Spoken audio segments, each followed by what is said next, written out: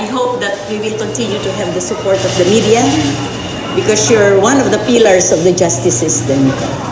You're the fifth pillar. You belong to the fifth pillar, which includes the community and our citizenry. And the media has very strong influence on public perception about the judiciary. So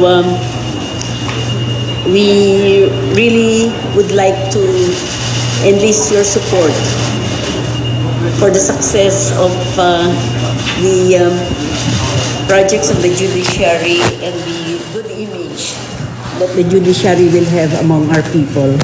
I'm ready to answer questions. Thank you, Chief. The first to ask a question is Edu Pinay of the Philippine Star. Hi.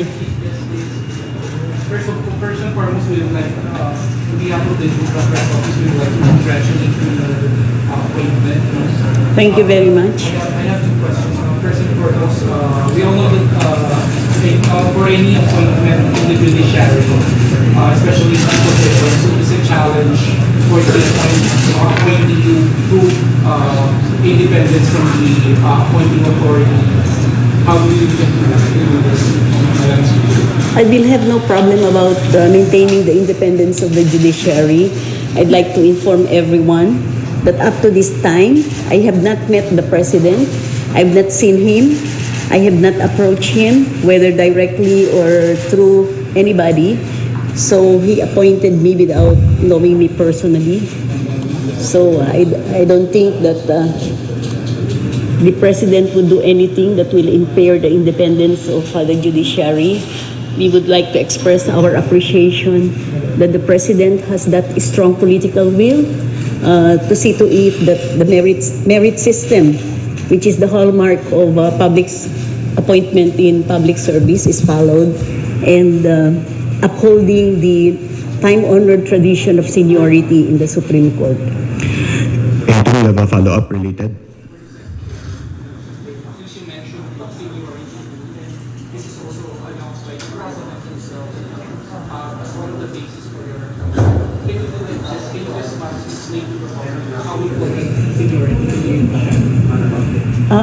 Seniority is important because one who is senior will have a vast experience as to the workings of the court. And it is expected that the senior members of the court will have the respect of the rest of the members of the court.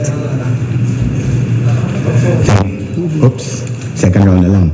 Next to ask a question is Lian of Rappler. Lian Buon. Yes. Thank you. Congratulations message. Ombudsman Samuel Marquez called you the first female justice. Do you consider for yourself as the first female justice?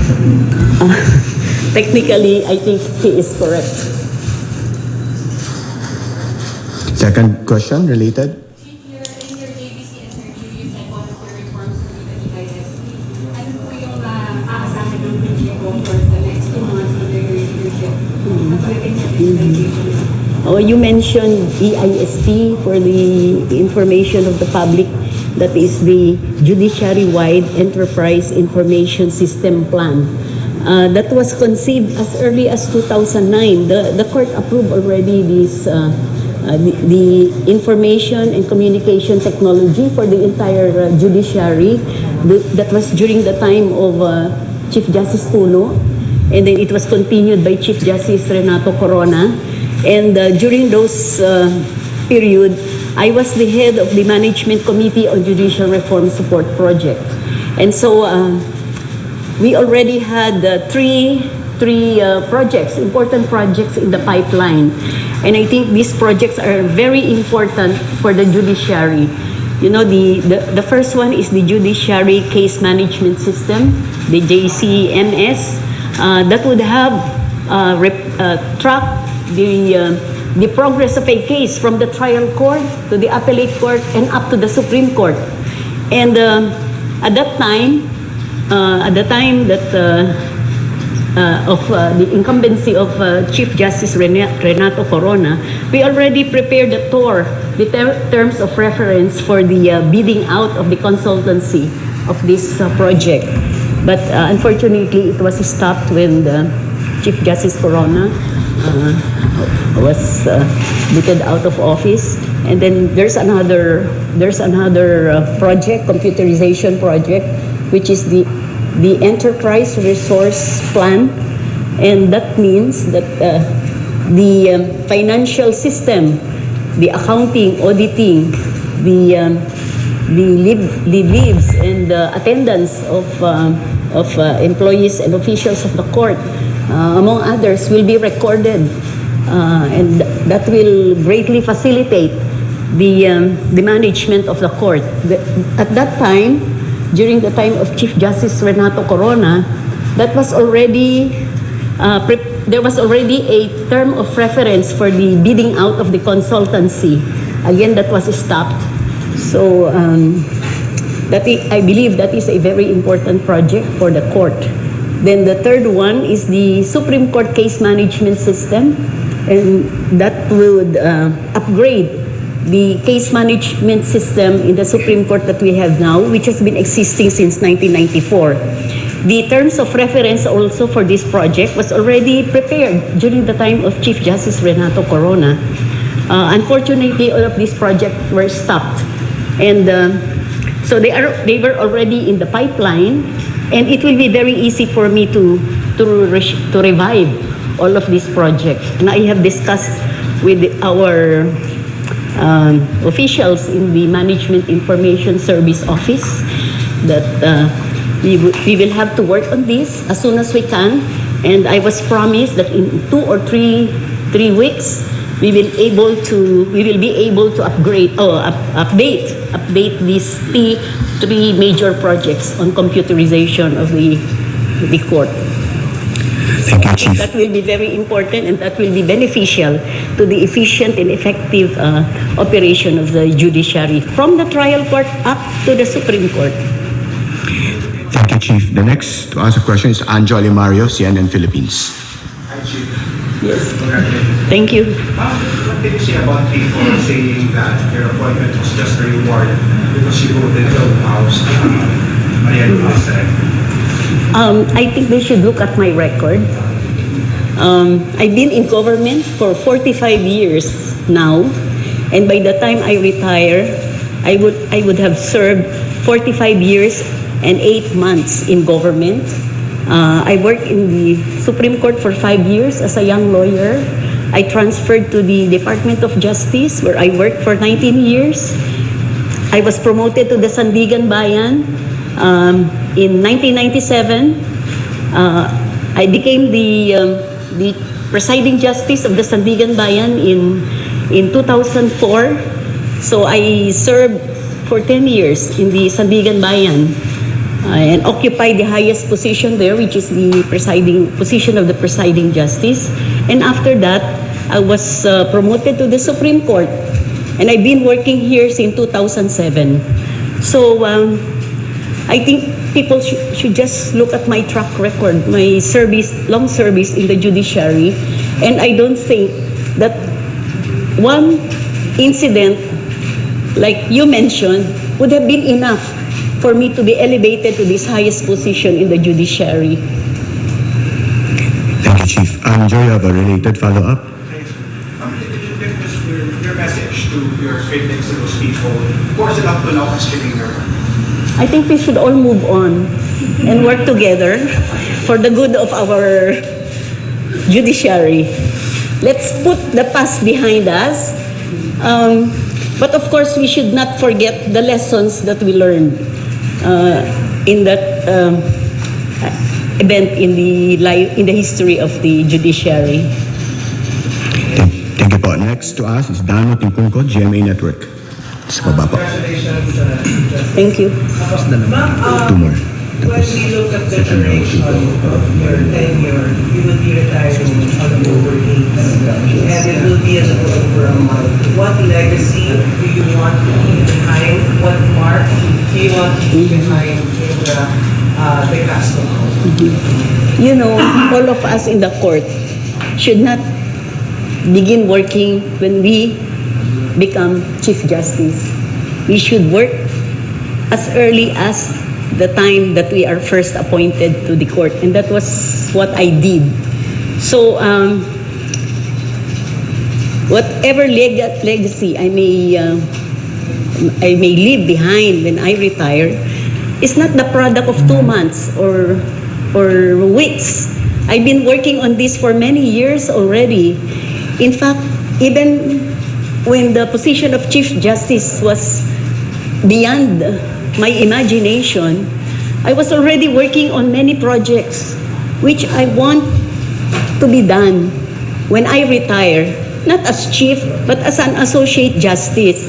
And I am very happy that I did that, because I will just have to continue these projects that I have started way before, years before my retirement in October. For instance, I'll give you an example. I'm the chair of the Committee on Family Courts and Juvenile Concerns. And I was appointed in September of 2014. And I started working as early as that to find out what's wrong. Why don't we have regular family courts? From 1997, that was about 18 years ago, our family courts are regional trial courts designated as family courts, although family courts were already created in 1997. So I worked vigorously to see to it that regular family courts are funded by Congress. And true enough, in 2015, we were able to convince Congress to fund family courts beginning 2016. So what we did was to see to it that we recommend the organization of family courts in batches, because it is physically or impossible to do all of this throughout the country one time. So we decided to do it by batches, and we were successful in 2016. Congress funded 48 family courts, regular family courts, no longer regional trial courts, but genuine family courts as created by law. And in 2017, we were able to secure funding for additional 50 family courts. And in 2018, we have another batch of 39 family courts. And after that, another batch in 2019, consisting of 50 family courts. So as you see, I will not be working only for 2 months. I've been working for years, since 2009, for the computerization of the judiciary. And since 2014, I've been working for the organization of regular family courts, and also the reforms in the rules, Supreme Court rules pertaining to family cases and cases involving children in conflict with the law. And I cannot mention anymore here because there were so many of them. We were able to secure the approval of the court en banc. My committee on family courts and juvenile concern were able to secure so many reforms with respect to the processes followed by the family courts, and with respect to the rules applicable to children in conflict with the law. Thank you, Chief. Related follow-up? Just one. Not just medyo related yung first. Siguro, please allow me to raise my question. How do you want the public to remember the Castro court? I want the Castro court to be remembered as the court which restored collegiality in the Supreme Court. The court which was able to institute several reforms in the judicial processes. And I think we can do that in such a way that the processes in the judiciary becomes more expeditious, less costly, and more accessible to the general public. Thank you, Chief. We have two more questioners. So, Tetch.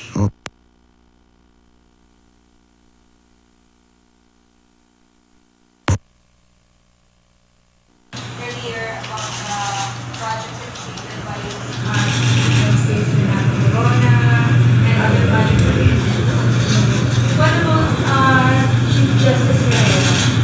What do you think should be, what do you think is the project that should be in the As I mentioned during my public interview before the JBC, Chief Justice Maria Lourdes Sereno designated me as the head of the Committee on Family Courts and Juvenile Concerns. And that is where, it was in that committee where I was able to accomplish much with respect to the processes followed by the family courts. Thank you. Touch, follow-up, Alana. Okay, last for this round, Ina, referee Mina, ABS-CBN. On behalf of the juror reporters, congratulations on your Thank you. having come from that painful episode in the district judiciary. In your very own words, what is the state of the district today? Well, it's working. As Senior Associate Justice Carpio mentioned early on, we're working normally. And I'm happy that I have the support of all of my colleagues. They were all present during my first day of work, and I appreciate very much the warm welcome that I got from all of them. Actually, that's also my second question. I want to lighter note, Chief, what took place when you're vote taking. Can you give us an idea as to what went on in your vote taking? Today, as I said, there was a warm welcome from the members of the court, and there was no disruption in as to how we do things normally during en banc session. But of course, there was applause coming from them when we first saw each other. And they all congratulated me. I did not perceive any untoward feeling. So I'm so happy that I get the support of all of them. Okay. One more question before we end because the Chief Justice has to prepare for oral arguments later. Sige, please. What can you say about the complaint filed against you in the United States and the House? I have no time to think about it. Because as you mentioned, I have very few weeks to work here in the court, and I do not want it to be distracted by anything else. So my schedule is full. I have so many activities set these coming days and weeks.